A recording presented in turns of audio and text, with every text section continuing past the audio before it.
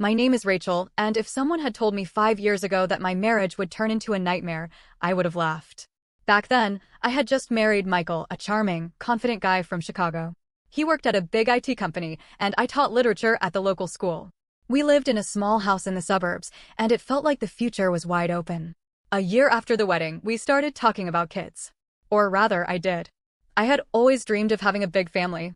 But every time I brought it up, Michael brushed me off. Rachel, we've got plenty of time. Let's just enjoy ourselves for a while. By the time I turned 30, though, the anxiety kicked in. All my friends were having babies, and Facebook was flooded with newborn photos. I brought it up again. This time, he agreed. Fine. If it means that much to you, let's try. So we started. At first, I thought it would be easy. But a year passed. Then another 6 months. And the tests kept showing only one line. I went to the doctor. Got every test done. The gynecologist looked at me and said, "Your health is perfectly fine. I don't see any issues. Maybe the problem is with your husband." When I came home and gently told Michael what the doctor had said, he snapped. "Oh, so now it's my fault? How convenient. Women always blame the man when they can't get it done themselves." I froze. It was the first time he had ever lashed out at me like that. We kept trying. I took vitamins, went through procedures. Sometimes I felt off, dizzy, nauseous, but I chalked it up to stress. Michael even started bringing me pills he said were for women's health, swearing they'd help. "What is this?" I asked. "A vitamin mix." I checked with a buddy. He and his wife went through the same thing. I trusted him. I took them. And every time, I felt worse. But what scared me most came later. Michael grew obsessed with making sure I swallowed those pills. He reminded me every morning and every night. "Did you take it?" His eyes bored into me. "You know nothing's going to work without it, right?" I nodded. And down went another capsule, even though I had no idea what was really inside. At night, I'd sit on the porch, staring out at the street. Neighbors pushed strollers, their kids laughing as they played in the yard. And I just felt this emptiness inside. And a creeping fear, a sense that something was happening to me, behind my back, that I couldn't quite see. The fights started getting worse. At first, it was just arguments, harsh words, raised voices. But soon, it turned into full-blown screaming matches that shook the walls of our little house. One evening, after yet another negative test, I sat at the kitchen table with my head in my hands.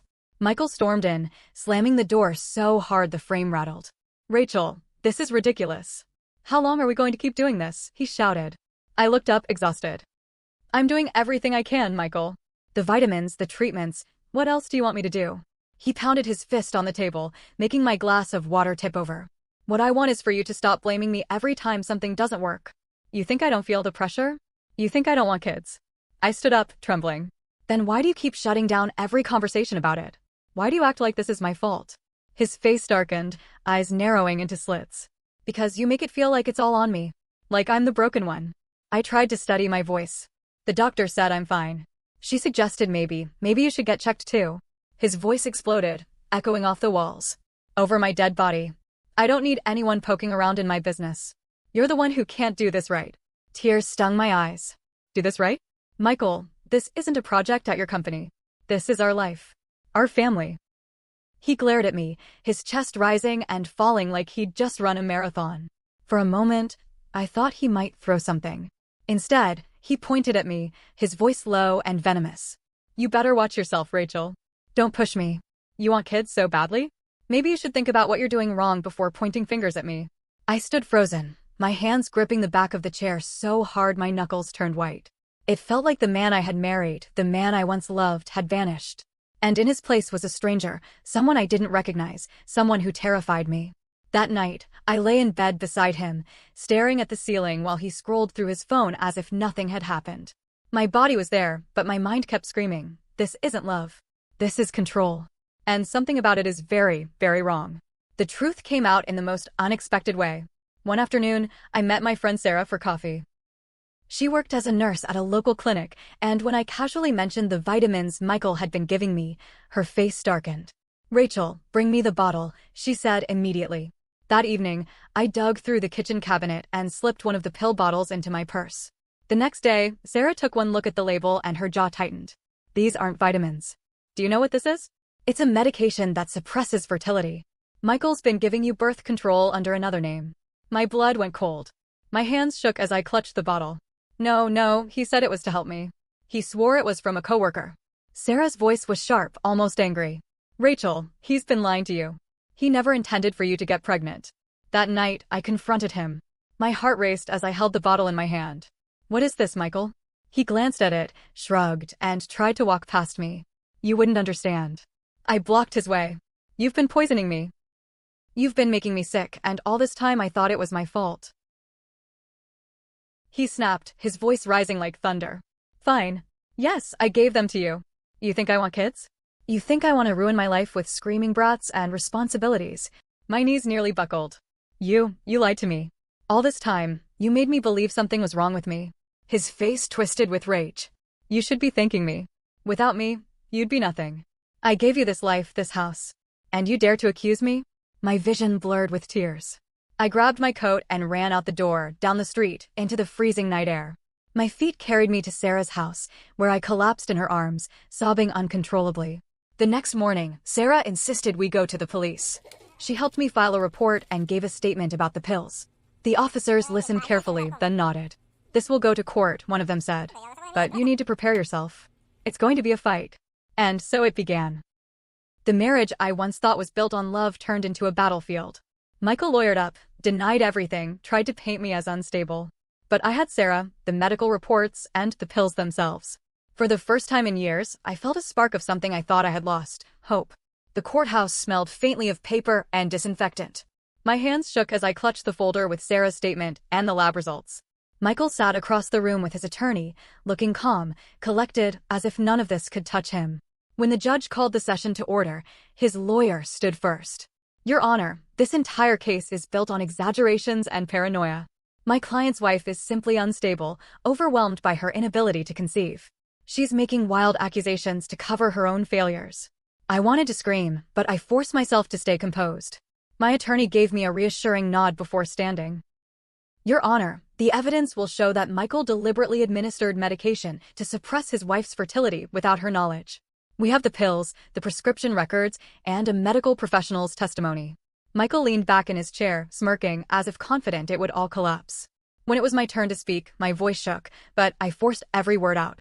For years, I blamed myself. I thought something was wrong with me. He told me to take these pills, said they were vitamins. I trusted him. And all the while, he knew exactly what he was doing. The judge raised an eyebrow. And do you have proof of this claim? My lawyer connected the flash drive to the court screen. First came Sarah's testimony. Her voice was clear and unwavering. These pills are not vitamins. They're a form of birth control. I work in a clinic, I checked myself. Then came the pharmacy records, proof the prescription had been filled under Michael's name. The courtroom buzzed. Michael's smirk faltered for the first time. The judge turned to him. Mr. Harris, do you have a Michael's face flushed red. He slammed his hand on the table. She wouldn't let it go. She kept pressuring me, nagging me every damn day about kids. I did what I had to do to protect myself. The room fell silent. His lawyer buried his face in his hands. The judge's expression hardened. So you admit to deceiving your wife and administering this medication without her consent? Michael stammered, realizing too late what he had said. She was obsessed. But it didn't matter anymore. The damage was done. I sat there, tears streaming down my face, not from sadness this time, but from the overwhelming relief of finally being believed. After that courtroom confession, I knew there was no going back. Within a week, I filed for divorce. I rented a small apartment downtown. It wasn't fancy, one bedroom, a squeaky old radiator, windows that stuck in the winter, but it was mine. For the first time in years, I could breathe without feeling like someone was watching my every move. I started therapy. My psychologist, Dr. Miller, listened carefully as I spilled years of bottled-up pain. You've been through trauma, Rachel, she told me gently. It's going to take time to rebuild. But you're not broken. You survived. For the first time, I began to believe her. But Michael wasn't done with me. At first, it was small things. Strange calls at odd hours. Numbers I didn't recognize. I'd pick up, and the line would be silent, just breathing. Sometimes a whisper. You'll regret this. Then the messages started. Anonymous emails flooding my inbox, all saying the same thing: liar, manipulator, failure. I tried to ignore them, but one night I came home to find my apartment door scratched, the word traitor carved into the wood. I called the police, but there wasn't much they could do without proof. Document everything, the officer said. Photos, recordings. Build your case. So I did. But Michael escalated. One morning, on my way to work, I found my car with all 4 tires slashed. A week later, someone threw a rock through my living room window. I sat in the middle of the glass, clutching my knees, shaking. Dr. Miller told me this was about control. He can't stand the fact that you left. He's trying to scare you into coming back. But Rachel, you're stronger than this. Sarah stayed with me some nights. We drank tea on the couch and tried to laugh about the absurdity of it all. But deep down, I was terrified. Michael showed up at my work once, waiting in the parking lot. When I saw him leaning against his car, arms crossed, I froze. He smiled coldly. "Nice place you got here," he said. "Be a shame if people knew the truth about you." I didn't answer. I just walked past him, straight inside. But my hands were trembling for the rest of the day.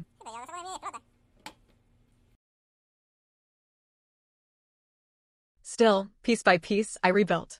I focused on my students, on therapy, on learning to live again. My lawyer reminded me, the law is on your side. Keep documenting. The more he acts out, the stronger your case becomes. I nodded, clutching my notebook where I wrote down every incident, every detail. I was determined. He would not destroy me. After the divorce, I thought maybe things would quiet down. But Michael wasn't going to let me go so easily. At first, it was just the phone calls. Always late at night. Unknown numbers. I'd answer, and there would be silence, or just breathing. Sometimes a whisper. "You'll regret this." Other times laughter. Or curses so vile they made my skin crawl. I stopped picking up, but the calls kept coming, every 20 minutes, until my phone buzzed nonstop. I turned off the sound at night, but sleep still wouldn't come. I'd lie in the dark, staring at the ceiling, waiting for the next vibration. Then came the petty sabotage. My bike, which I kept by the campus gate, had both tires slashed. Another morning, I woke up to find the door of my apartment spray-painted in red letters. Liar. Thief. Trash. I knew who it was. But I had no proof. "They're trying to break you down," Sarah said one night, handing me a mug of tea. "But you've got to show them you're stronger than this." I nodded, though my hands trembled as I wrapped them around the warm cup. A week later, the pounding started. In the middle of the night, someone hammered on my window, slow, deliberate, like they were daring the glass to shatter. I pulled back the curtains and my heart nearly stopped. Michael's mother was standing there, hair soaked from the rain, her eyes wild. She pressed her face to the glass and hissed, "You're my daughter. And you'll never escape me." I stumbled backward, clutching my chest as if I'd been struck. The next morning, I went to the police again. The officer's face was tired, but his voice was firm. "You need to record everything. Photos. Video. Witnesses. Install cameras. If we don't have evidence, they'll keep slipping through." So I did. I bought cameras, one for the window, one for the hallway, one by the front door. And soon, the recordings started piling up. On the footage, Michael's mother slipped plastic bags under my door, filled with rotting meat, so the stench filled the entire floor. Another time, it was filthy rags, dripping with something sticky. Michael stood next to her, glancing around like a lookout. Sometimes they didn't bring anything. They just stood there, whispering through the crack in the door. "She belongs with us. She has to come back." I took the recordings straight to the dean at my college. He shook his head after watching them. "These people are sick. But now you've got enough to press charges again." So I called the police. One evening, when officers arrived, they caught her red-handed bag in hand. "This is my home. She's my daughter. I have every right." The officers didn't hesitate. They put her in handcuffs while Michael stood by, silent, eyes glued to the ground. That night, I sat on my bed, shivering with exhaustion as Sarah handed me another cup of tea. "You'll win this, Rachel," she whispered. "Just keep living your life. Don't let them take it away." And for the first time, I believed her. Because in that moment, surrounded by evidence and the faint taste of freedom, I felt like maybe, just maybe, I wasn't powerless anymore. The trial dragged on for months. Michael and his mother kept hiring lawyers, filing complaints, trying to twist the story and make me look like the unstable one. I walked into the courtroom with folders full of documents, flash drives with recordings, and statements from witnesses. They, on the other hand, brought absurd evidence, photos of my damaged bike, claiming I had slashed the tires myself just to blame them. "Your Honor," Michael's mother said one day, her voice dripping with venom, "this girl has been lying all her life. She stages these incidents. She's trying to destroy us." I looked at her and realized there was nothing human left in her eyes. But I wasn't alone. Sitting beside me at every hearing was Michael, not my ex-husband, but Michael, the young law intern who had been helping Sarah. He guided me through the endless paperwork, explained legal terms, and reminded me over and over, "Rachel, the truth is on your side. They'll try to provoke you, to drag you down to their level. Don't give them the satisfaction. His calm voice steadied me more than I could admit. One day, in the middle of a heated hearing, Michael's mother finally lost control. "She's nothing but an ungrateful brat," she screamed, slamming her hand on the table. "We fed her, raised her, gave her everything, and now she's trying to throw us in jail." The judge banged his gavel sharply. "One more outburst, and you will be escorted out." I sat perfectly still, though my hands were shaking under the table. Then I felt a light touch, Michael's hand covering mine. I looked up and met his steady gaze. It was enough to keep me from breaking. After the session, we walked down the long courthouse hallway. Behind us, my ex-husband and his mother muttered curses under their breath. Michael leaned toward me and whispered, "You know, I think you're going to do more than just win this case. You're going to build a life where they'll never have power over you again." For the first time in days, I smiled. "Do you really think so?" I asked. "I don't just think so," he said softly. "I know." And for the first time in years, I believed someone when they said that. The trial had dragged on for half a year. Every hearing chipped away at me, but I held on. And finally, the last session came. The courtroom was packed with tension. My ex-husband sat stiffly in his chair. "Your Honor, my clients have been falsely accused.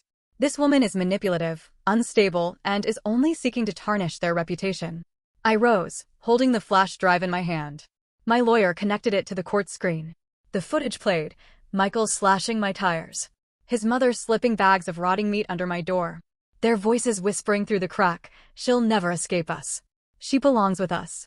The room fell silent except for their recorded voices echoing in the chamber. The judge's face hardened. "I've seen enough." He turned to them. "The court finds the defendants guilty of harassment, intimidation, and property damage.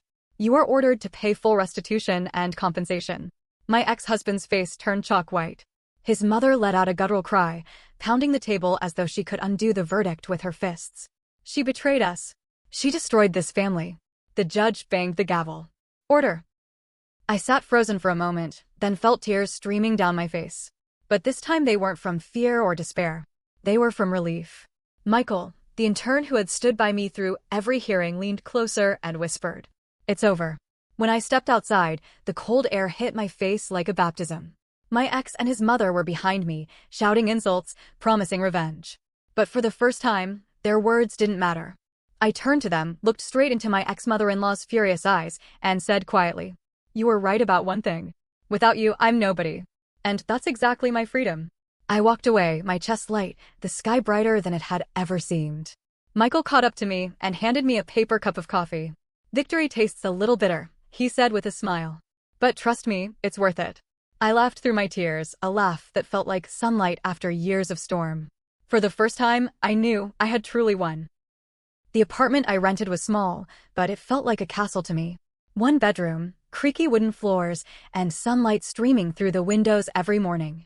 For the first time in years, I woke up not to shouting, not to threats, but to birds outside my window. I stood in the middle of the living room, surrounded by half-open boxes, and whispered to myself, "This is mine. Nobody can take this from me." But peace didn't last long. Michael started haunting me again. The calls never stopped. Anonymous numbers, middle of the night. Breathing whispers, cruel words. Sometimes laughter. Sometimes silence so heavy it made my skin crawl. Then the vandalism began. My car tire slashed. Ugly graffiti scrawled across my apartment door. One evening, I came home to find my kitchen window shattered, glass scattered across the floor like ice.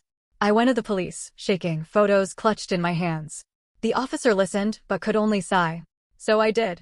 I bought cameras and set them up by the door, the hallway, even the stairwell. The footage was chilling. Michael loitering outside the building. His mother stuffing disgusting packages under my door, once filled with raw meat, another time smeared with something foul. I had no idea where she even found it all. Sometimes they didn't bring anything. They just stood there, whispering through the crack. "She belongs with us. She'll come crawling back." I watched the footage, my stomach twisting, but I kept collecting it. Therapy became my lifeline. Dr. Miller sat across from me, calm and steady. "You've been living in survival mode for so long," she told me. "Now your body doesn't know how to feel safe, even when you are. But Rachel, you're not powerless anymore. You're taking your life back, step by step." I left her office that day with tears on my face, but also with a flicker of strength I hadn't felt in years. At night, I still jumped at every sound, still checked the locks twice. But I also held on to that flicker. because I knew this wasn't over. And I refused to let him win. At some point, I realized I couldn't stay there any longer. No matter how many locks I installed, no matter how many cameras I set up, Michael's shadow followed me everywhere. Even in silence, I felt him breathing down my neck. That's when I started thinking seriously about leaving. Not just the apartment, the city. I updated my resume and began sending it out, late at night, my hands trembling as I hit submit. I told myself it was just an experiment, that nothing would come of it. But inside, I was praying for a miracle. And then the miracle happened. A week later, I got an email from a company in Chicago. They had seen my application and wanted to schedule an interview. I stared at the screen for what felt like forever, heart-pounding. Chicago. A place where Michael had no ties. A place where I could disappear, start over, breathe again. The interview was nerve-wracking, but they offered me the job. A good one, stable, with room to grow. I accepted without hesitation. In the days that followed, I broke every tie I had left. I quit my job. I canceled my lease. I sold almost everything I owned, the furniture, the dishes, even the little things I once thought I couldn't live without. Each sale felt like peeling away another layer of my old life. When moving day came, I stood in the middle of the empty apartment with just one suitcase. That was all I was taking with me. One suitcase and the hope that Chicago would give me the life I'd been fighting for. I closed the door behind me, turned the key in the lock for the last time, and didn't look back. A year passed in Chicago, and life finally started to feel like mine again. The city embraced me in its noise and lights, its crowded streets, and endless possibilities. I rented a small but cozy apartment near the lake. Michael still tried to reach me. Emails from strange addresses, phone calls from unknown numbers, even handwritten letters that showed up at my building. At first, they rattled me. But over time, they stopped carrying power. I had changed. I wasn't that scared woman anymore, hiding behind locked doors. I was stronger now. And he could no longer touch me. With therapy, work, and the support of new friends, I rebuilt myself. I started going out more, dinners with coworkers, art shows, even yoga classes on Sundays. And one evening, almost on a dare from my colleague, I agreed to try dating again. That's when I met David. He was different from anyone I had known before. Warm, attentive, with an easy smile that disarmed me. On our first date, he listened more than he talked, asking questions about my life, my dreams, what I wanted from the future. For months, we kept seeing each other. But something about him was guarded. I felt it in the way he sometimes looked away when I asked about his past, or how he changed the subject whenever family came up. At first, I thought he was just being private. But soon, it began to weigh on me. One night, after dinner, I finally said it out loud.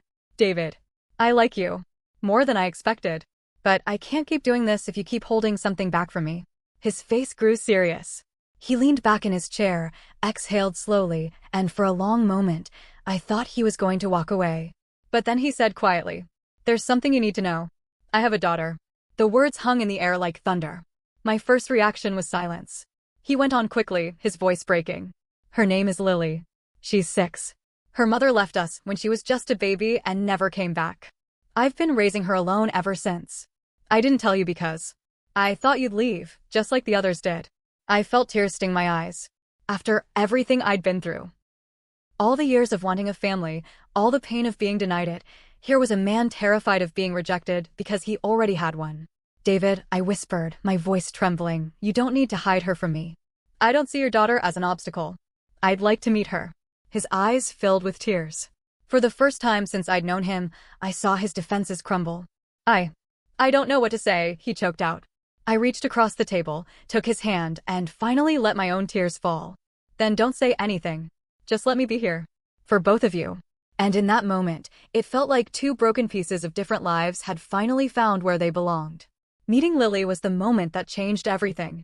She had big hazel eyes and curly brown hair that framed her face like a halo. When David introduced us, she hid behind his leg, peeking out with a shy smile. "Lily," he said softly, "this is Rachel." "Hi, Lily. I love your dress. Purple's my favorite color too." Her eyes widened, and she whispered, "Really?" "Really," I said, and for the first time, she giggled and came closer. From that day, our bond only grew. I'd braid her hair in the mornings when David was rushing to work. We baked cookies together, flour all over the kitchen counters, both of us laughing so hard David had to grab his phone and record us.